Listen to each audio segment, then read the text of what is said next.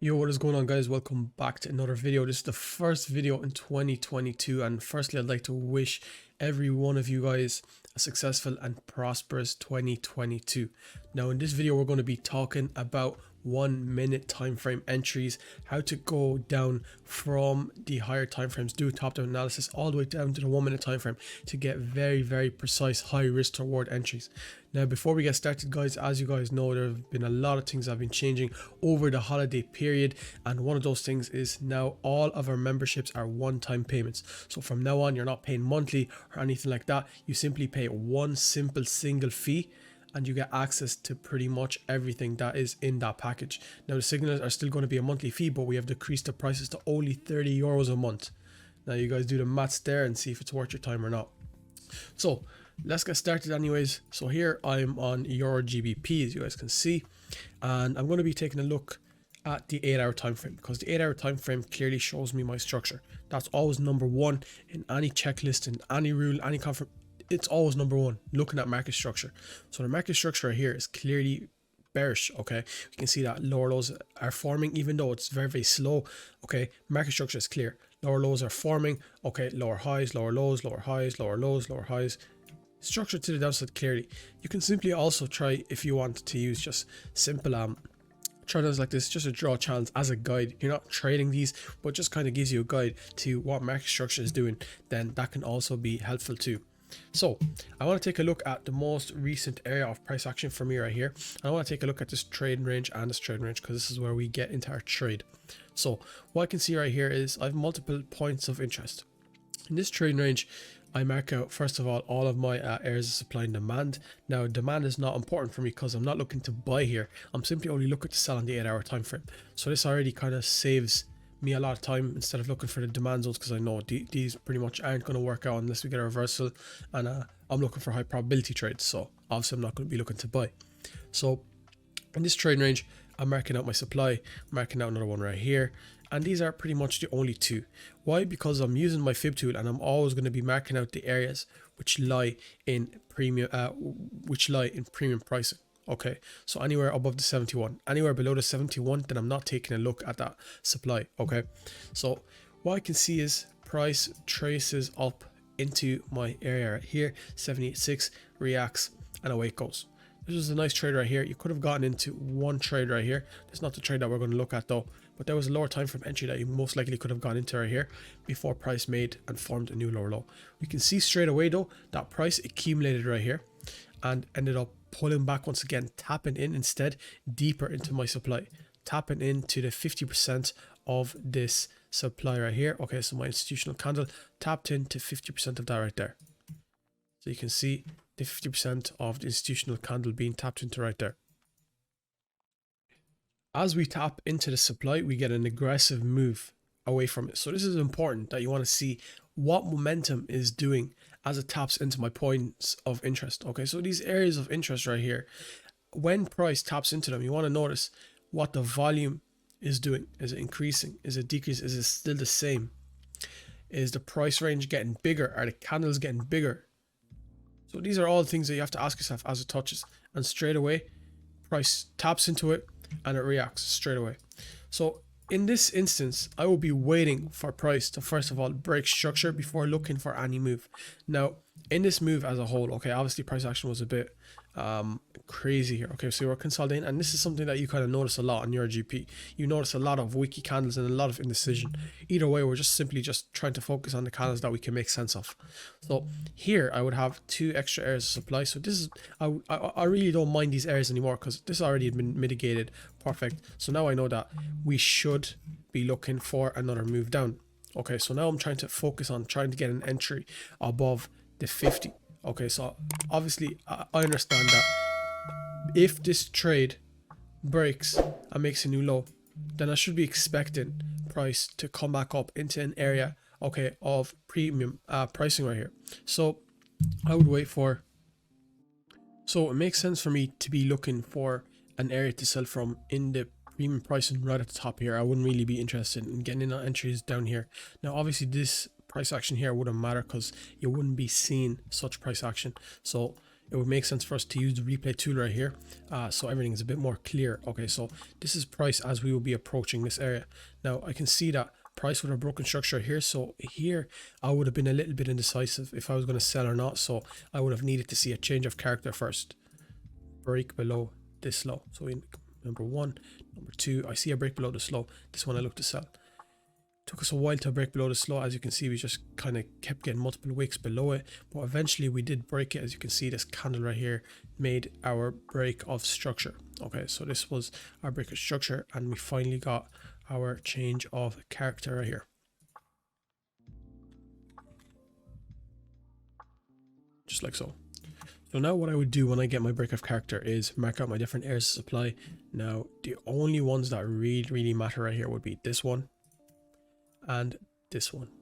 So these are the two that are interesting for me, and to be honest, this one would have been the one that I would have wanted to tap into the most, but when you're trying to choose which area of supply to pick, first of all, as I said, you're using the fib, making sure that you're picking it in discounted or premium pricing. Then you wait for price to approach that supply and see what price is around that supply. So once it approaches on this 8-hour candle, straight away I'm dropping down to the lower time frame to see what price is doing on that lower time frame. So the 1 hour time frame, probably the 15-minute time frame is probably the best time frame to be looking at in regards to lower time frame structure. Okay, because this tells you a lot. And then what I would do is wait for the 1 minute entry drop down after understanding the 15-minute structure. So what I can see obviously is I already tapped into my area. Okay, so this is the area of supply, and we can refine it to this right here. So this last up candle for the move on the 15-minute time frame, but I'm going to keep this whole range for now. Okay, so notice a few confirmations that we can see right here. Okay, everyone understands Wyckoff at this point. Okay, accumulation, distribution, how the large operators have to accumulate orders and distribute orders before they're able to move the market. Okay, so you understand that the market simply doesn't move in just one direction like this. Okay, it needs to accumulate orders and then push up and then reaccumulate, push up and then distribute, push down, redistribute, push down, etc. So the market moves in consolidations and expansions. Okay, so when we move down here, this is one of the first signs that this area is going to hold for us. I tap in, I consolidate a small bit. So here is showing me that there's indecision. Okay, here it is showing me that there's indecision in the market, and there could potentially be a battle between the buyers and sellers. So there's just a consolidation right here. Straight away I start seeing a large price range to the downside.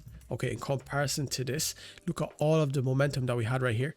We pretty much came down to 50% of that whole trade range. This is basically showing me seller strength is coming into the market.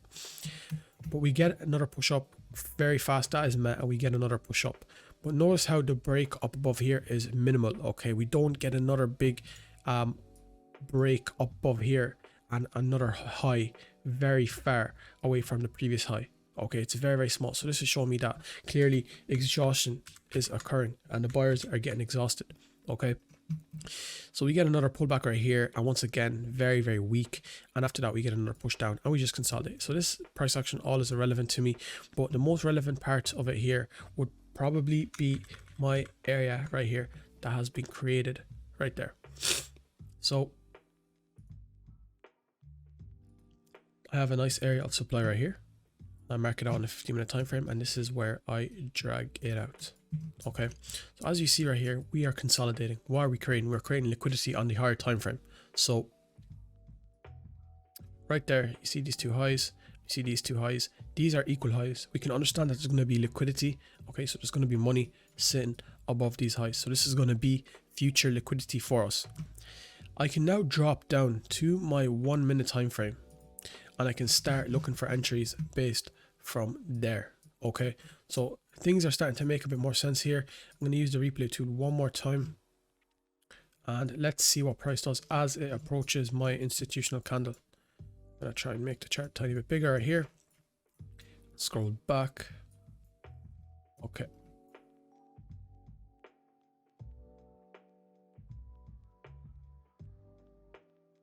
Okay. So we're just going to scroll back to here, and we're waiting for price to come into my 1 minute institutional candle. Now I'm going to refine it first, and I'm going to drag it here. This would be the open of the institutional candle. Bear in mind the imbalances that we have to fill in when you take a look at the 5-minute time frame. Bear in mind all the imbalances that we have to fill in. Apologies for all the pulling back right here.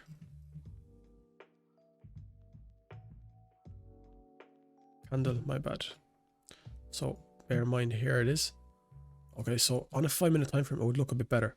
So for me, probably I would have taken this actually on the 5-minute time frame. The institutional candle just looks better as a whole because we get that big wick where it clears liquidity, fails to break structure of the previous high, and then a big, strong, impulsive move down to which ends up breaking 5-minute structure. Okay, so this is important right here. 5-minute structure got broken. Okay, so now I let price do its thing. Price just consolidate and make more lows, and just, as I said, ERGP is just it consolidates a lot. And what does price do? Taps into my point of interest right here, taps into my institutional candle, and away it goes. So you see, with institutional candles, if price doesn't move away from your point of interest straight away, most of the time, then the trade's not going to work out. Okay, so when we take a short position from here, where's my stop loss going to be? Going to be above the wick, 2.8 pip stop loss, and my take profit is going to be my take profit obviously is going to be all the way down here, right, targeting this low. But I'm going to be taking partials for sure as I go along. So my first partial will probably be around here. I would take another partial around 75%, and then my final TP would be right at the bottom right here. So most likely you could have gone into entries right here. A lot of the time, after tapping into your first institutional after tapping into your lower time from institutional candle, you get a secondary institutional candle. Okay, and you can usually draw out another area right here. This is a nice this is usually a nice trade because you get confirmation right here, and like this sign of weakness that you have right here with the huge volume and huge trade range, okay, in comparison to the other trade ranges within this range right here, and the breakage structure that you have. This is usually a nice confirmation entry. So a lot of times, sometimes it might not actually end up coming in and tapping into your institutional candle. It really depends. This is where I would take a re-entry. If it taps, it taps. If it doesn't, it doesn't. A lot of time you'll be able to get into a scenario number one setup right here. So there are multiple times when you can get into an entry in the same setup. And obviously price just does its thing. Clearly doesn't seem like it wants to tap in here. And yeah, it looks like it won't tap in. And price just ends up melting and eventually hitting the take profit. Now, on the 15-minute time frame, you had an entry. Okay, so you see the last up candle for the down move. Well, there was the entry right there. That was the entry. You had another entry right here. You can see you basically can ride this trend down, but obviously, lower that you get into the trading range, okay, the less probable it will be. So that is pretty much it, guys, for finding trades on the lower time frame. As you can see, that was nice 23-to-1 risk to reward setup. So that is pretty much it for this video. Hopefully you guys enjoyed it, and I'll catch you guys on the next video. Make sure to drop us a like, drop us a subscribe on YouTube, as well as following us on Instagram, because we're going to be posting a lot of content as well as giveaways. So make sure you stay tuned there. Have a good day, guys. Bye bye.